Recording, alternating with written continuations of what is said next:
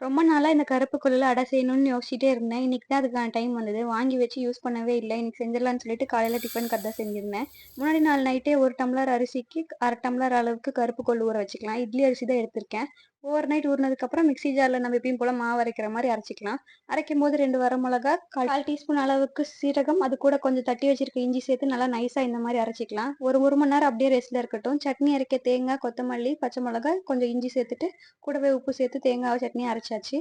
இப்ப நம்ம மாவு கலக்கறதுக்கு முன்னாடி உப்பு சேர்த்துட்டு, ஒரு பெரிய வெங்காயம் பொடியா கட் பண்ணது, கூட கருவேப்பிலை, கொத்தமல்லி, அது கூடவே கொஞ்சமா பெருங்காயத்தூள், நான் ஒரு கைப்பிடி அளவு வாசத்துக்கு முருங்கைக்கீரை சேர்த்துருக்கேன். நல்லா மிக்ஸ் பண்ணிட்டு எப்பயும் போல தோசை கல்லுல அடை தோசை மாரி ஊத்தி எடுத்துக்கலாம். இது ரொம்ப டேஸ்ட்டா இருக்கும். நமக்கு வெயிட் லாஸ்க்கும் ரொம்ப ஹெல்ப்ஃபுல்லா இருக்கும்.